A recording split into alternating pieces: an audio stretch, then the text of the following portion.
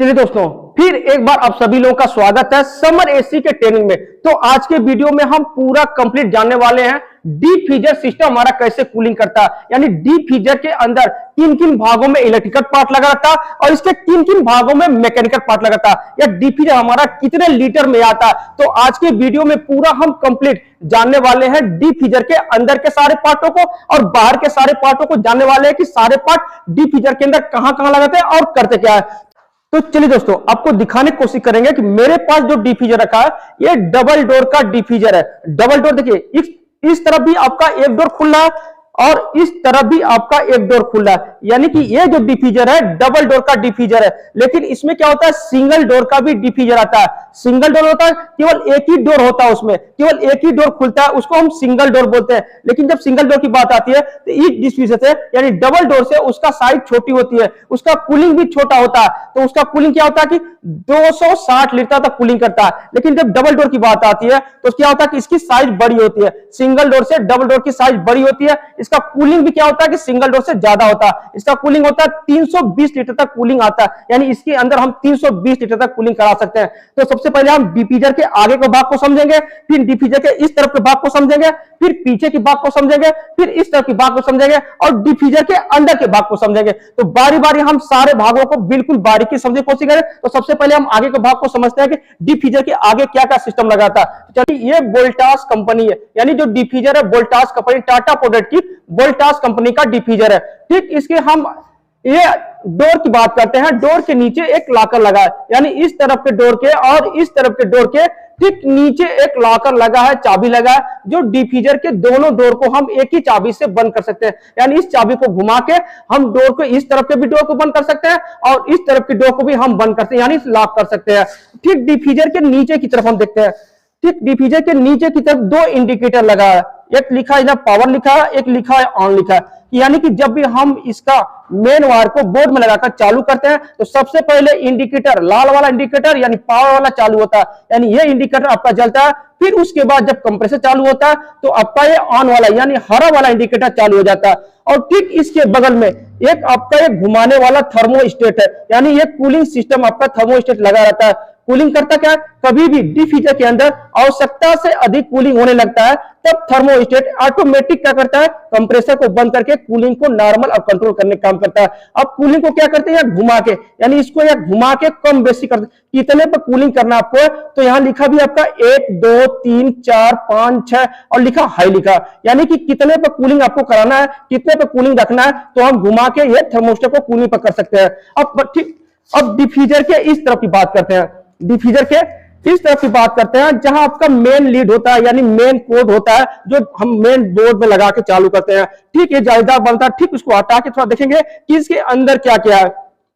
तो देखिए, deep freezer के पूरा सिस्टम, यानी डीप फ्रीजर के अंदर जो पूरा सिस्टम लगा रहता है, जो एक ही जगह लगता है, तो हम बारी बारी देखेंगे। सबसे पहले देखेंगे एक कंप्रेसर लगा, ठीक, कंप्रेसर लगा और ठीक इसके बगल में एक फैन मोटर लगा और इसका फैन ब्लेड लगा और ठीक बगल में एक कंडेंसर ट्यूब लगा और ठीक इसके आपका ये फिल्टर लगा, ड्रायर बोलते हैं, और ठीक बगल में एक कैपी लगा। यानी पूरा डीप फ्रीजर का जो सिस्टम होता है, या कंप्रेसर सिस्टम हो, कंडेंसर सिस्टम हो, फिल्टर सिस्टम हो, या कैपलेट सिस्टम हो, या आपका फैन मोटर, ठीक डीप फ्रीजर के इस तरफ लगा। यानी कभी भी हम डीप फ्रीजर के अंदर अगर सर्विस करना हो, या वैक्यूम करना हो, या गैस चलाना हो, या लीकेज चेक करना हो, कोई फॉल्ट चेक करना हो, तो ठीक इस सिस्टम के यहां से हम पूरा सिस्टम को हम क्या करते हैं, चेंज कर सकते हैं या सर्विस कर सकते हैं,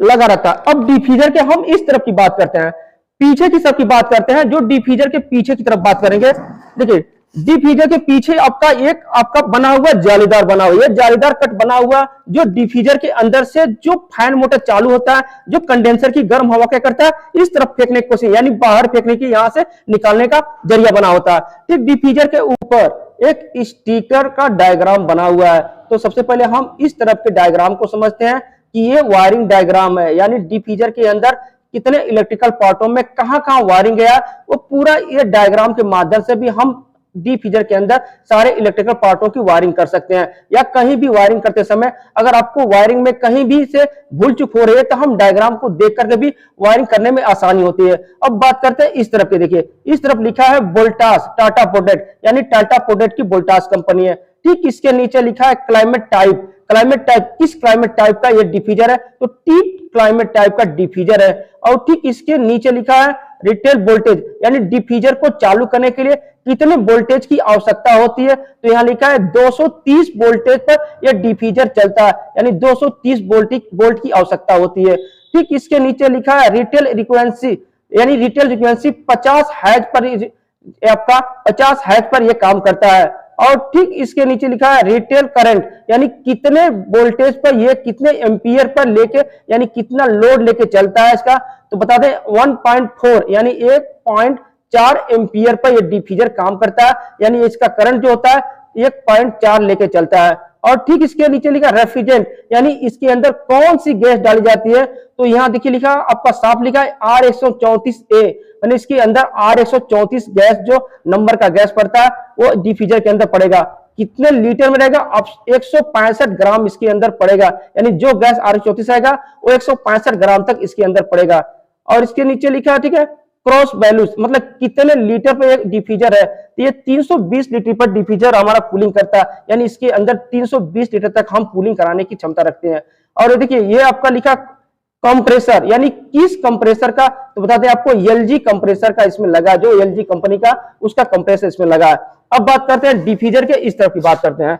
अब डिफ्यूजर के इस तरफ पीछे के साथ एक आपका इस तरफ आपका ये आपका होल टाइप बना है, यानी यहां से डिफ्यूजर के अंदर से जो भी पानी, यानी जो कूलिंग पानी आता है, जो कूलिंग पानी इकट्ठा होता है, हम डिफ्यूजर के यहां से हम बाहर निकालें, यानी इस पीछे के साइड से हम डिफ्यूजर को पानी को बाहर निकाल सकते हैं, अंदर के पानी को। अब डिफ्यूजर के इस तरफ की बात करते हैं, ठीक इस तरफ की बात करते हैं, डिफ्यूजर इस तरफ की बात करते हैं। और डिफ्यूजर के ठीक हम अंदर की बात करेंगे। अब अंदर में क्या क्या सिस्टम लगा है, तो हम बारी बारी इसको देखिए। सबसे पहले हम पहला डोर खोलते हैं, ये आपका पहला डोर खोल दिए,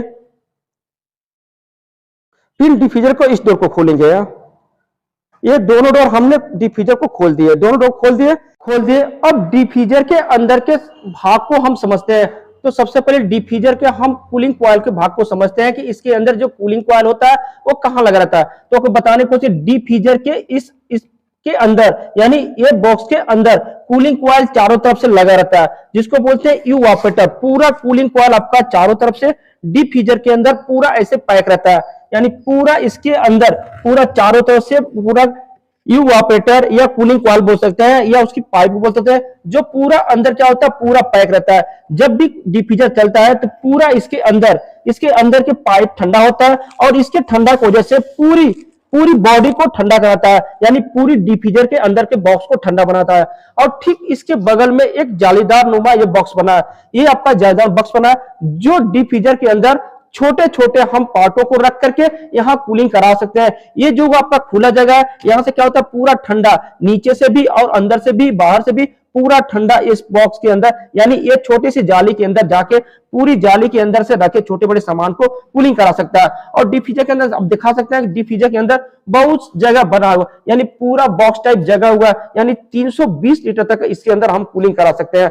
अब डिफ्यूजर के हम सारे अंदर के भाग को, सारे बाहर के भाग को बिल्कुल बारीकी से समझे कि कौन कौन भाग कहां कहां लगा था। अगर डिफ्यूजर के बारे में कहीं से भी किसी तरह का भी अगर सवाल जवाब हो तो कमेंट बॉक्स में जरूर लिखिएगा।